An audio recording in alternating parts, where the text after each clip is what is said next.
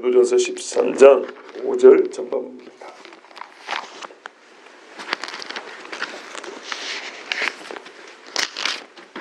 고린도전서 13장 5절 전반부, 자기 유익을 구하지 아니하며, 여기까지입니다.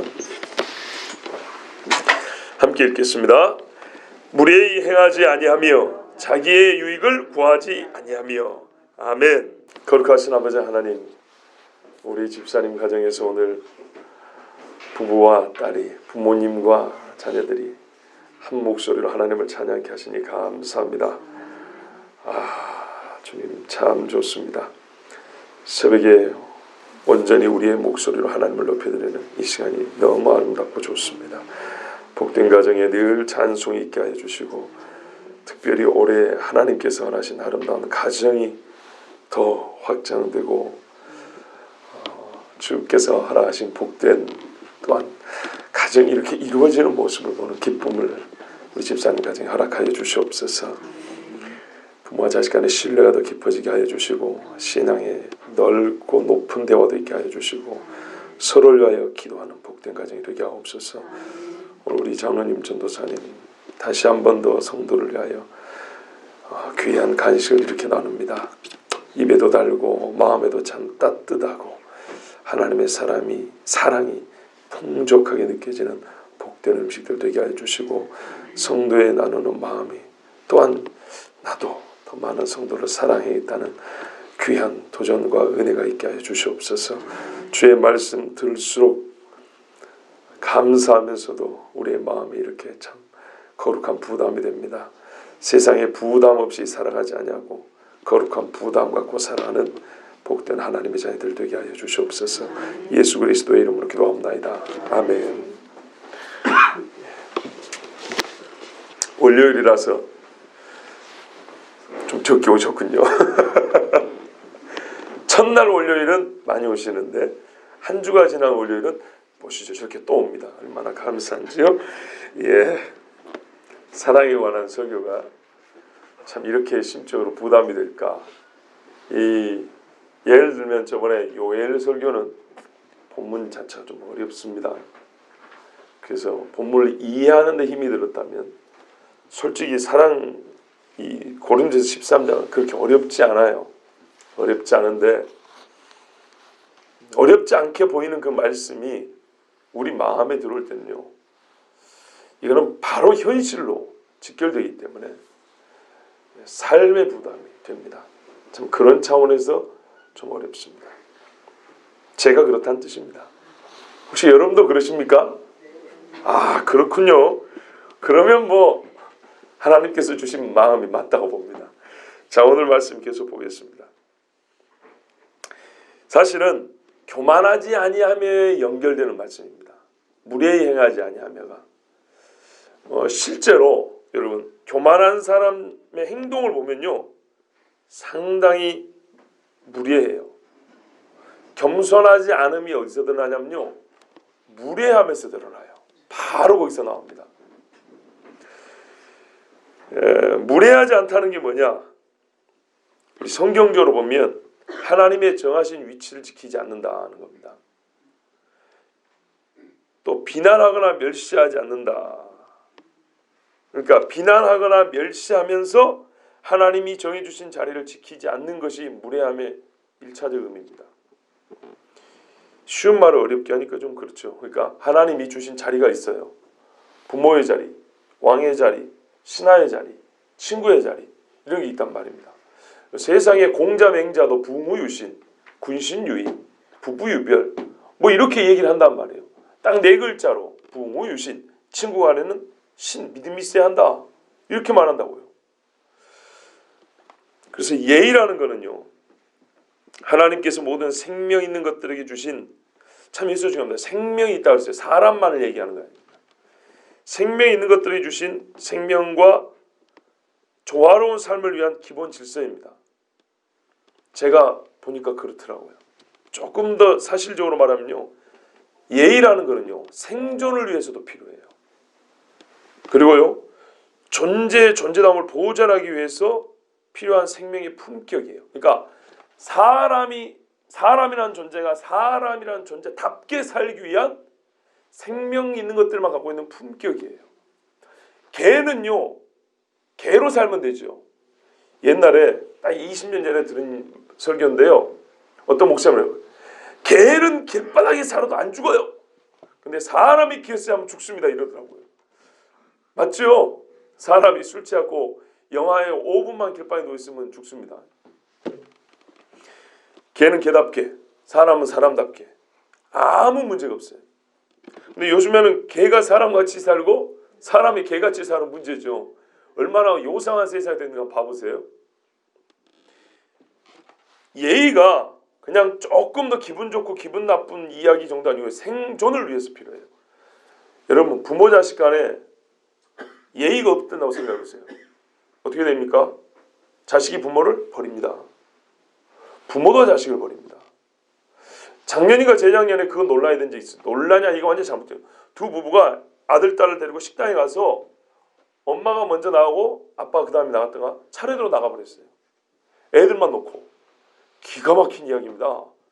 저기 분당인가 성남인가 어디서 그랬다 그랬죠.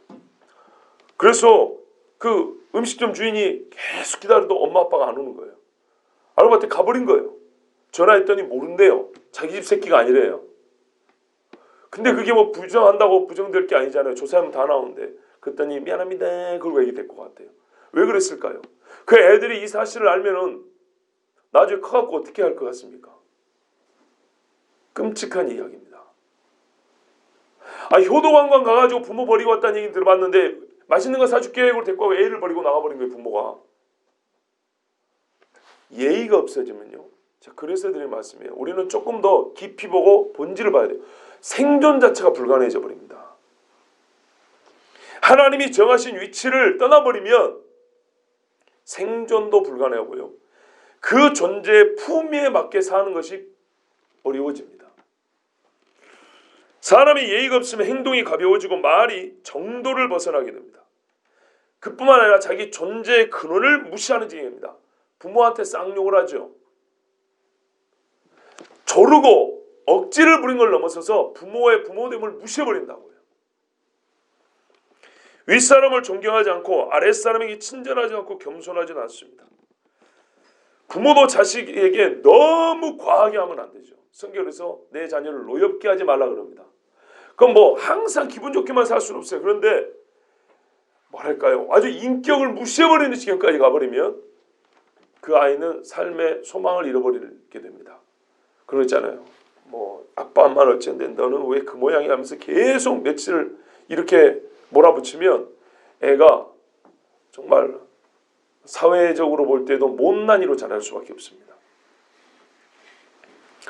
일반적으로 무례한 사람은요, 일반적인 경우에만 보더라도 타인에게 선의와 친절로 대할 줄을 모릅니다. 그래서 무례한 사람은요, 사람으로서의 품격이 느껴지지 않습니다. 제 말이 좀 지나칩니까? 그렇지 않죠. 그런 사람 있잖아요. 정말 저런 사람 만나고 싶지 않다. 그런 사람도 있어요. 전혀 말이 안 통해요. 뜻은 달라도 말은 통해야 되는데 말이 안 통하는 경우가 있어요. 이와 같이 언행이 지나치면 사람이 사람을 보고 뭐라 합니까? 저 뭔맛도 못한 사람? 개맛도 못하다 또는 짐승맛도 못하다 그러죠. 그래서 제가 짐승맛도 못하다는 말이 뭔가 짐승이 어찌상가를 봐봤어요. 일부러 본 건 아닌데 딱 떠오르는 장면이 하나 있었어요. 얼마 전에 그 표범에 관한 영상을 하나 봤거든요. 저희 집에 애들이 있다 보니까 저도 이제 이 동물에 관한 영상을 자주 보는데 저 자신도 관심 있고요. 아주 재밌는 영상이었어요. 표범이 말입니다. 원숭이를 잡았어요.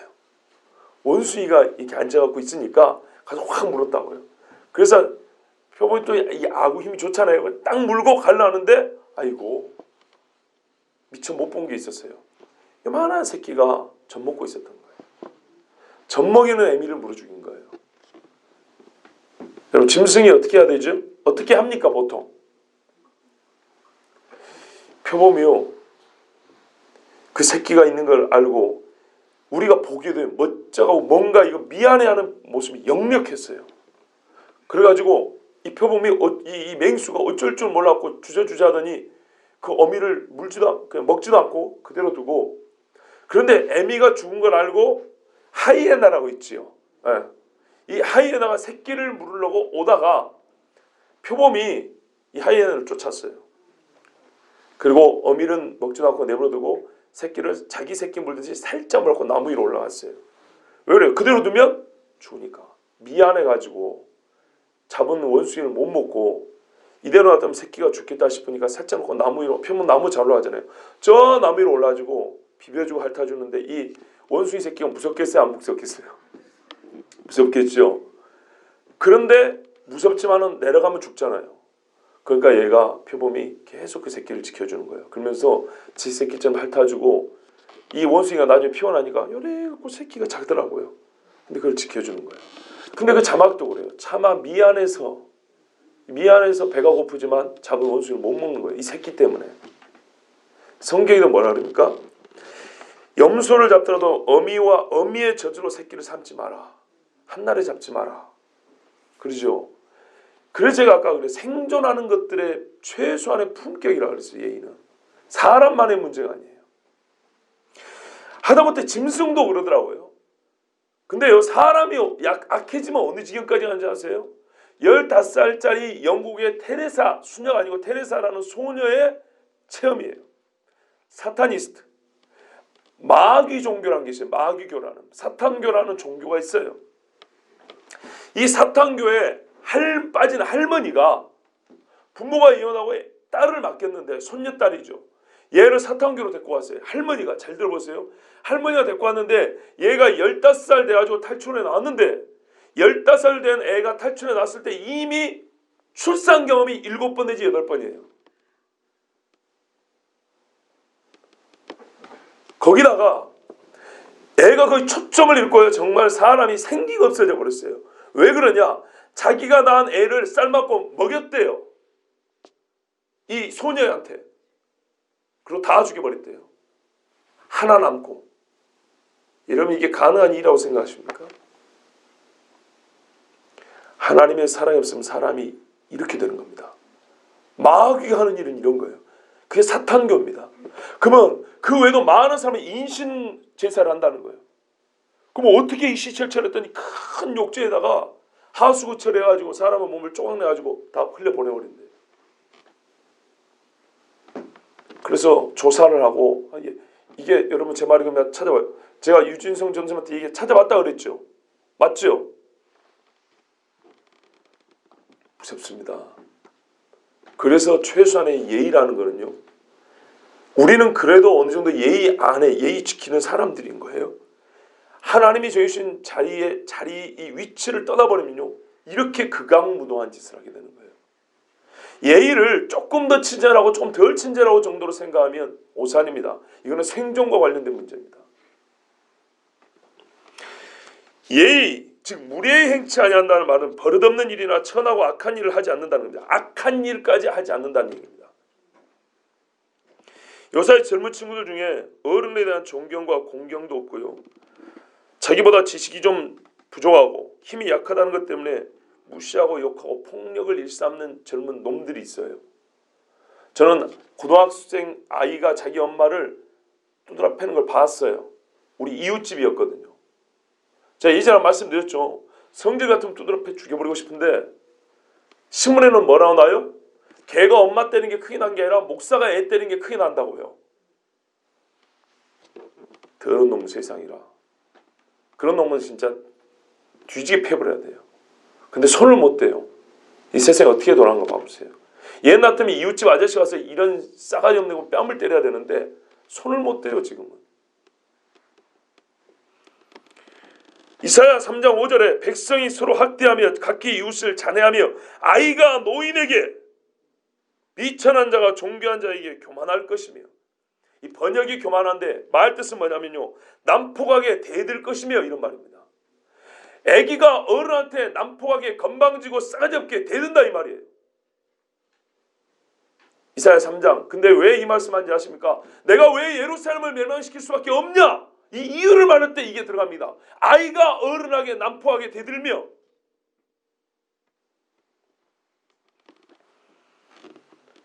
사람이요, 예의 바른 사람은 질서나 지위를 무시하지 않습니다.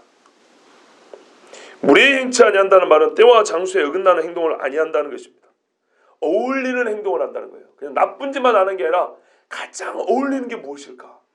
가장 적합한 게 무엇일까? 자기 행동을 어떻게 해요? 생각하고 하는 거예요. 지나치게 신중하다는 말은 아닌데 최소한 조금이라도 더 나와 너를 하나님의 자녀로서 존중하고 복되게 하는 말과 행동이 무엇일까 하고 생각하고 한다는 겁니다. 아무렇게나 말하지 않아요. 마구잡이로 그냥 그렇게 행동하지 않아요. 사려 깊은 사람이라고 할 수 있겠죠. 음식을 먹어도 조금 더 맛있게 먹고 정갈한 것을 찾고 신을 신어도 옷에 어울리고 발에 편한 신는 것을 찾는다면 언행에 있어서도 조금 더 적합하고 어울리는 것을 찾는 사람들입니다. 무례히 행치 아니하는 것은 제가 좋아하는 분이 좀 매튜 헨리라고, 이 매튜 헨리 목사님이 이렇게 말했어요. 무례히 행치 아니한다는 것은 사랑이 경건의 범위를 넘지 아니한다는 것이다 그랬어요. 사랑을 행한데요, 경건하다. 예, 이렇게 사랑을 행하는 것을 무례히 행치 아니하고 사랑한다. 두 번째 말씀입니다. 자기의 유익을 구하지 아니한다. 자기의 유익을 구하지 아니한다는 것은 자기의 소유를 포기하고 자기의 모든 이익을 무시하는 뜻이 아닙니다. 여러분, 하나님이 사랑을 두 가지 말씀했죠. 하나님 사랑하고 내 이웃 사랑을 했습니다. 근데 이웃 사랑의 기준이 뭡니까? 내가 내 몸을 사랑하듯이. 성경은요, 자기 사랑을 사랑의 기본형으로 삼습니다. 봐보세요. 하나님이 뭐래요? 내가 너의 행복을 위하여, 내가 너를 건강하기 위하여, 내가 너를 잘되기 위하여, 내 자손이 번창하기 위하여, 내 나라가 부강하기 위하여, 내가 지혜롭기 위하여, 네가 장수하기 위하여. 누구를 위하여? 너를 위하여. 바꿔 말하면 우리 각 개인의 잘됨을 하나님은 원하세요. 이런 마음을 우리가 기본적으로 갖고 있다는 거예요. 그거 주신 거예요. 그래서 뭐냐면 이걸 이제 우리를 말씀하면 자기 사랑을 하나님은 인정을 해요. 이것이 없으면 우리는 복을 구하지도 않아요. 그런데 이와 같은 크기로 뭘 하라고요? 이웃을 사랑하는 겁니다. 자기를 미워하라는 말이 아니에요. 자기와 사랑하는 것을 전적으로 다 버려야 한다는 것이 아니에요. 그렇지 않아요. 하나님이 약속한 건 전부 다 자기 사랑과 상관이 있습니다. 다 자기를 위하여입니다. 그런데요, 하나님이 주신 자기를 위하여인 것 중에는 악한 것이 없지요. 근데 인간이 하나님을 빼버리고 스스로 나를 위하여 하면 그때 어떻게 됩니까? 악한 것들을 낳게 됩니다. 그래서 오늘 말씀은 자기를 사랑하지 말라는 것이 아니고 자기 사랑에 집착한 그런 뭘까요? 우리 삶의 원리가 전부 다 자기 사랑의 원리로만 가득 차 있다. 보통 그래요. 예수 안 믿으면 결국 그렇게 해요. 이 자기 사랑의 원리를 고치라 이 말입니다. 혹은 지나친 자기 사랑의 원리로만 살고 있으면 이거를 빼야 된다 이런 뜻입니다. 여러분, 하나님이 사람을 처음 만드셨을 때 한번 생각을 해보세요. 아담과 하와는 세상의 유일한 사람이었을 뿐만 아니라 사랑의 가장 복된 원형을 보여줍니다. 내 뼈요 내 살이라 그랬습니다. 뭐 둘밖에 없었으니까 그랬을까요? 그런 건 아닙니다. 또 부부니까 그랬을까요? 부부라서 꼭 그런 것도 아닙니다. 타락하지 않은 사랑은 그렇게 표현합니다. 타락하지 않은 사랑은 상대에 대해서 그렇게 대우합니다.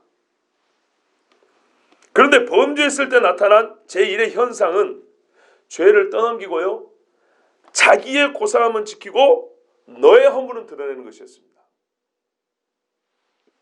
자기의 유익을 구하지 아니한다는 말이 그런 뜻입니다. 좋은 것은 누구에게? 나에게. 좋은 것은 나만 가질 자격이 있어. 나에게만 어울려. 너는 그냥 대충 그러고 살아. 너에게는 이 정도만 해도 감지덕지한 거야. 이렇게 생각하는 사람들, 여러분, 자리가 높아질수록 되게 그렇지 않던가요?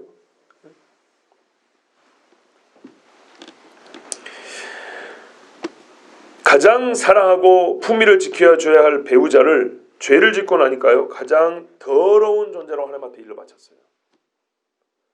하나님 보시기에 가장 더러운 놈이 이놈이고요, 가장 하나님을 반대하는 놈도 이놈이에요. 또 그 여자를 부르는 말은 더 천박하게 들리기 때문에 표현을 좀 하기가 그렇고요. 서로 그렇게 했다고요. 이 땅에서 가장 비열한 존재가 되어버린 남편을 보세요. 남편의 권위를 무시한 채 죄를 짓고 그 죄를 니도 먹어보라고 한 아내를 봐보세요. 사랑하면 그럴 수 있겠습니까? 이 땅에 존재하는 모든 사랑하는 사람들 사이에서 있어서는 안 될 삶의 모습이 타락한 첫사람에게서 나타났어요. 자기의 유익을 구치 아니하여야 되는데 자기의 유익을 구하고 너의 유익을 구치 아니하며가 바로 그 자리에서 나타났다는 얘기입니다. 인간의 역사를, 그 이후 인간의 역사를 보면요, 사실 하나님은 뭐라 하냐면 너희는 이 온 땅을 충만하게 채우고 생육하고 번성하고 다스리라 그랬죠. 사람이 보는 눈이 이렇게 넓어야 된다는 겁니다. 나만 사는 게 아니고 저 풀밭에 뛰는 토끼도 살아야 되고요, 저 메뚜기도 살아야 되고요, 제비도 살아야 되는 겁니다. 그것들을 보고 그것들을 하나님의 사랑으로 돌보라는 얘기였습니다. 그런데 얼마나 사람의 마음이 좁아지고 시야가 좁아졌는지 한번 봐보세요. 세상을 바라보고 돌보고 통찰하고 피조물 전체를 위하여 사고하고 행동하는 고사하고 타고난 하나님의 형상의 능력을 잃어버리고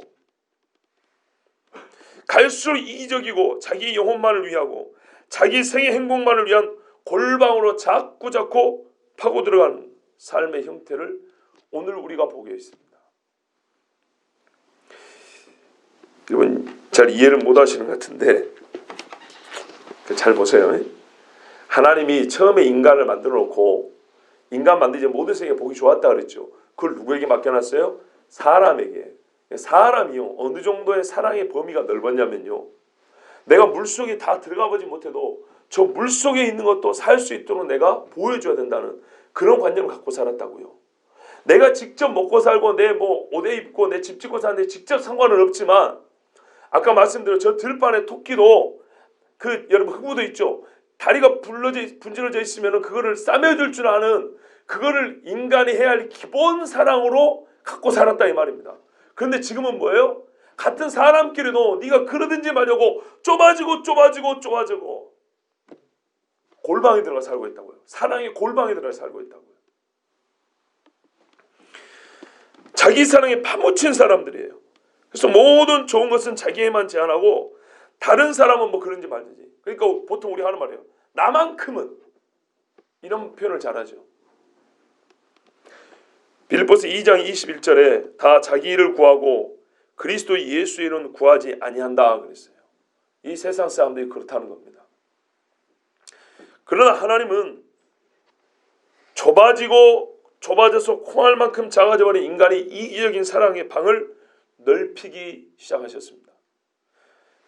아예 그 골방을 무너뜨리고 말이죠, 땅을 넓게 마련해가지고 넓다란 집을 짓고요, 방도 큼직큼직하고요, 응접실도 크게 지어가지고요, 가난한 자나 부한 자나 다 이 집에 들어와서 먹고 마시고 쉬게 하셨어요. 예수 믿으면 사람들이 이렇게요, 사랑의 집이 커지는 거예요. 하나님 자신이 먼저 그 일을 보여주셨습니다. 우리가 잘 아는 로마서 5장 말씀 있잖아요. 우리가 아직 연약할 때, 기약대로 우리가 아직 죄인 됐을 때 하나님이 자기 아들을 보내셔서 우리를 향한 자기의 사랑을 보이셨다 그랬죠. 이렇게 보이셨어요. 완전히 사랑을 받을 마음도 없이 이렇게 좁아진 우리에게 큰 사랑을 보여줬단 말이에요. 그래서 너희도 이와 같이 하라 그랬어요. 연약할 때 죄인에게 베푸는 하나님의 사랑을 보여주면서 너희도 좀 넓혀라 그랬다고요. 넓혀라 이렇게. 그래서 빌립보서 2장 4절에는 이 넓혀진 하나님의 사랑, 즉 처음에 아담과 하와가 자기 두 사람뿐만 아니라 두 사람에 대해서 사랑도 넓었고요, 이 피조세계 전체에 대한 사랑이 넓었던 것처럼 이 예수님의 사랑을 받은 사람은 빌립보서 2장 4절에 이렇게 말합니다. 각각 자기 일을 돌아볼 뿐더러 또한 각각 다른 사람들의 일을 돌아보아 나의 기쁨을 충만하게 하라 그랬어요. 이건 그리스도인이 아니면 불가능한 얘기입니다. 사랑하는 그리스도인은요, 인색하지 않습니다. 한 손에 쥔 것을 놓치면 큰일 나는 것처럼 그렇게 걱정하고 호들갑을 떨지 않습니다. 자기를 지나치게 사랑하여 타인의 것을 뺏는 짓을 하지 않습니다. 타인이 받아야 할 사랑을 누리지 못하게 방해하는 나쁜 짓도 하지 않습니다. 그 사람이 더 많은 사랑을 받을 수 있도록 배려합니다. 내가 만약에 사랑하는 마음이 없고 있는데 죄가 없으면요, 저 사람의 마음을 사랑하는 마음으로 움직여서라도 다른 사람을 돕도록 합니다. 자기의 유익을 구하지 아니하며. 이게 그리스도인다운 사랑입니다. 자기의 유익을 구하지 아니한다는 말은 소유의 문제에만 국한되는 것이 아닙니다. 영적 유익에서도 자기의 유익을 구하지 않습니다. 바울의 말을 한번 볼까요? 고린도전서 9장 3절에서 12절을 보면 이렇게 되어 있어요. 나를 흰문하는 자들에게 발명할 것, 내가 할 말이 있다. 그러면서 뭐라고 하냐면, 우리가 마시는 권이 없냐? 먹을 권한이 없냐? 게바처럼 아내를 데리고 다닐 권한이 없냐? 나와 바나바만 일하지 아니할 권이 없겠냐? 즉 쉴 권한이 없겠느냐? 누가 자비량하고 다니겠냐? 누가 포도를 심고 그 씨를 따먹지 않겠냐? 누가 양떼를 위해서 그 젖을 먹지 아니하겠냐? 내가 사람의 예대로 말하노니.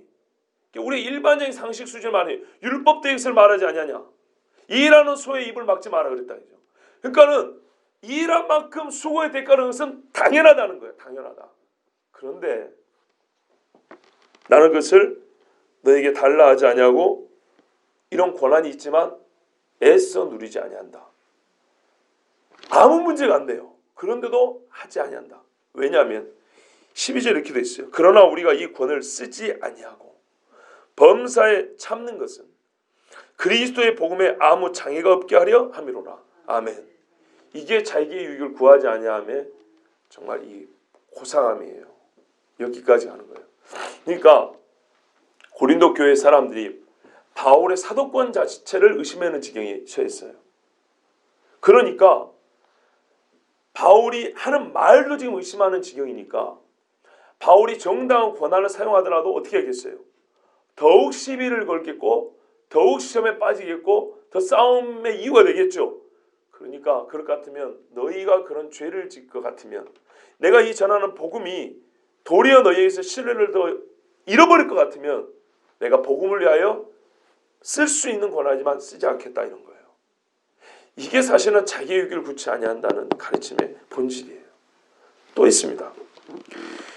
고린도서 10장에도 보면요. 23절 24절에 모든 것이 가하나 즉 모든 것이 적법하나 모든 것이 유익한 것이 아니요 모든 것이 적절한 것이 아니요 모든 것이 가하나 모든 것이 덕을 세우는 것이 아니니 누구든지 자기의 유익을 구치하냐고 남의 유익을 구하라 그랬어요. 보세요. 법적으로나 관습으로나 양심으로나 우리의 관행으로나 아무 하자가 없는 문제예요. 그런데 안 해요. 왜요? 성도에게 덕이 되지 않냐고 유익이 되지 않냐면 이 유익은 물질만을 말하지 않는 거 아시겠죠? 그래서 안 한다 그랬어요. 해도 돼요. 해도 누가 나를 비난할 사람 없어요. 괜찮아요. 그런데 괜찮음을 넘어서 더 좋음을 위해서 더 나음을 위해서 나뿐만 아니라 내 앞에 있는 형제의 뭐예요? 심정적인 문제나 육적인 문제나 영적인 문제 종합적으로 보려볼 때 그들을 위해서 하지 아니한다 그랬어요. 이게 사랑은 자기의 유익을 구하지 아니하며의 말씀입니다. 그러니 여러분 부담이 됩니까 안 됩니까? 부담이 되죠. 1대1로 들은 것도 아니고 이렇게 공적으로 들어버렸으니 우리가 똑같은 말씀을 지금 기억하고 있을 거 아니에요. 앞으로 살면서 부담이 되겠죠. 근데 부담이 돼야 지키지 않겠습니까? 한 가지만 더 성경에서 예를 들어 드릴게요. 자, 앞에서 막 이렇게 분석하고 설명하는 것보다 성경에서 예를 드는 게 훨씬 더 쉽죠. 하나 더 예를 들어 드릴게요. 가룟 유다가 있어요. 예수님이 십자가를 지기 전에 이 베다니 시몬의 집에서 식사를 하셨지 않습니까? 그때 분위기가 어땠다고요? 예전에 말씀드렸는데 잔치 분위기였어요. 왜냐? 예수님이 이번에 예루살렘 온 거는 뭔가 달라요. 근데 뭔가 다른 걸 예수님은 죽으러 오셨는데 이놈들은 그렇게 생각한 게 아니죠. 왜? 사람들도 호소한다고 난리가 났단 말이에요. 그러니까 이참에 뭐 한 건 하실 것 같아요. 그래서 세베대 아들의 어머니 이렇게 복잡하게 설명한 이유가 있다고 옛날에 말씀드렸어요. 하여튼 한 자리 좀 허락해달라고 청탁까지 하고 그죠? 그러니까 사람들의 지금 생각은 이번에 뭔가 예수님이 일을 저지를 것 같아요. 자기들에게 뭔가 정치적으로 사회적으로 뭔가 콩고물이 좀 떨어질 것 같아요. 이 분위기니까 이런 분을 내가 한번 대접해야죠. 그죠? 그래서 식사 자리 말고 제자들은 막 시끌벅적히 먹고 있다. 잔치 분위기였어요. 잔치 분위기라. 그런데 유대인의 율법에 맞지 않게 어떤 여자가 와가지고 예수님의 발에 향유를 붓고 머리부터 붓고 훅 내려가는데, 그리고 머리카락을 씻고 울고 불고 난리가 났단 말이에요. 어떻게 해요? 초치는 거예요. 정결례에도 어긋날 뿐만 아니라 분위기도 전혀 맞지 않는 거예요. 왜 울고? 이런 거예요. 제가 좀 무례합니까? 옛날에요, 말씀드렸죠. 어느 교회에서 사역할 때 금요기도에 하나님의 교회가 정말 영적으로 깨어 있어야 된다 하면서 안약을 사서 바르고 자칭 부유하다 하나 가난하지 않냐고 우리가 그러면서 울게 설교했더니 그 교회 어떤 장로님이 그랬다잖아요. 왜 지가 울고 지랄이야 그랬다잖아요. 저보고. 울어주는 사람한테 지랄이라는 말이 됩니까? 지랄이 뭔 말인데요? 사람이 미쳐가지고 미친 행동을 한다는 걸 지랄이라고 그래요. 그런 분에게 무슨 은혜가 있겠어요? 그게 할 소리입니까? 얼마나 무례한가 보세요. 참 마음이 아팠습니다. 자, 봐보세요. 사람들이 그리 본 거예요. 가룟 유다가 한 행동을 미친 짓이라고 본 거예요. 거기에 주동자가 누군지 아세요? 유다입니다. 성경에 복음서마다 제자들이, 어떤 데는 사람들이 이렇게 되는데요. 요한복음은요, 유다가 이렇게 돼 있어요. 유다가 시작하니까 거기에 발동이 걸려서 옆에 사람들도 똑같이 유다처럼 그랬다는 얘기입니다. 유다가 뭐라 그랬어요? 어찌하여 이 300데나리온이나 되는 향유를 허비하느냐? 허비한다 그랬어요. 아무짝에 쓸모없는 짓을 한다 그랬어요. 그러면서 이걸 팔아가지고 가난한 자들에게 줄 수 있었겠도다. 자기의 유익을 구하지 않는 것처럼 보이죠. 그냥 가식이었어요. 예수님이 뭐라고 말합니까? 가난한 자들 늘 있느니라. 그러나 나는 항상 있지 아니하다. 이 여자가 나의 장례를 위하여 미리 준비하였다. 힘써 준비했다 됐어요. 마가복음 같은 데 보면. 오해한다 그랬죠. 무슨 뭐 결혼식에 준비하고 뭐 이런 거 아니고요. 이 마리아는 오래전부터 예수님의 말씀을 듣고 이분이 때가 되면 죽으러 올라오실 걸 알았다 이 말입니다. 그래서 나의 사랑하는 주님이 죽는데 이 정신없는 인간들은 아무도 몰라요.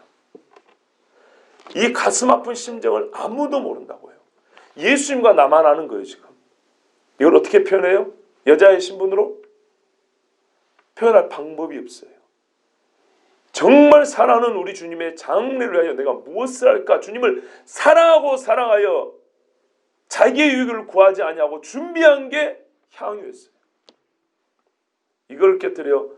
그러니까 무덤에 가서 부어야 되는데 내가 그러지는 지금 못할 상황이고 돌아가시기 전에 미리 죽은 자에게 붓는 것을 부은 거라 이 말이에요. 왜? 사랑했어. 우리 주님이 그렇게 말했다고. 그래서 복음이 증거되는 데마다 이 여자를 말하라 했다고요. 이 여자가 복음이 아닌데 복음을 들으면 이렇게 해야 된다는 얘기예요. 알아 먹어야 된다는 얘기예요. 우리 주님을 지극히 사랑한다는 얘기예요. 그런데 제자들은 아무것도 몰라요. 영적으로 깜깜해요. 주님이 죽으러 온지 왕이 되러 온지 뭐하러 온지 알지 못하고 자기들의 얻을 유익만 구하고 그래서 예수님 옆에 붙어 있었어요. 그래서 고작 한다는 소리가 예수님 편드는 척, 지금까지 잘 배운 척, 우리 주님이 형제를 살았으니까 이걸 팔아가지고 그럴 마음 있으면 평상시에 잘하면 돼요. 그리고 우리 주님이 속을 꿰뚫어 보잖아요. 가난한 자를 위한다고. 평상시에 잘해라. 그리고 지금은 내가 너희를 떠나가는 시점이다. 그래서 이 여자는 나를 사랑해서 이 향유를 부었느니라 그랬어요. 이 여인은 어떻게 해요? 괴롭게 하지 말라 그랬어요. 사랑의 표현이 다양합니다. 평상시에 배고픈 자리에서 밥 한 끼를 살 수 있는 사람은요, 때로는요 허비하는 것처럼 보이는 일도요 과감하게 씁니다. 영적 의료에서 과감하게 자기를 양보하기도 합니다. 물질의 배품이 있는 사람은요 영적인 양보도 하고요, 영적인 유익을 위하여서 자기를 헌신할 수 있는 사람은요 물질에 있어서도요 정말 어떻게 해요? 마음이 넓어요. 손이 커요. 이게 그리스도인다운 삶입니다. 이런 소리 좀 하지 마세요. 가룟 유다처럼. 그러지 마시고 여러분 마음을 넓히고 영육 간에 자기의 유익을 구하지 아니한다는 것은 성경이 뭐래요? 그리스도의 영광을 위하고 가능할지라도 참아서라도 어떻게 해요? 형제 덕을 세우고 유익을 구한다 했어요. 그 신뢰가 바울이었고 또한 우리가 눈여겨보지 않았지만 향유를 본 여인이었습니다. 그런데 의외로 가룟 유다뿐만 아니라 그 제자들은요, 가만 보니까 예수님이 죽기 직전까지도 자기 유익을 구한 사람들이 대부분이었어요. 그날 예수님 앞에 잔치자리를 마련한 것도 보니까 자기 유익을 위해서 그랬던 거예요. 사실 가만 보면 여기에 해당 안 되는 사람 아무도 없습니다. 저나 여러분이나 다 그렇습니다. 그러니까 우리가 말씀을 듣는 것 아닙니까? 지금 당장 마음은 고쳐 먹어야 되고요. 삶의 변화는 마음의 변화만큼 속도가 그렇게 따라오진 않을 것입니다만은 부지런히 경건의 훈련을 해야 되고요. 여러분 장성한 분량일까지 기도하고 주의 도우심을 구하면 성령께서 우리를 정말 예수님과 이 마리아처럼 바울처럼 무리의 행치도 아니하고 자기의 유익을 구하지 않으려는 참 아름다운 그리스도인으로 이렇게 빚어가실 줄 믿습니다. 기도하겠습니다.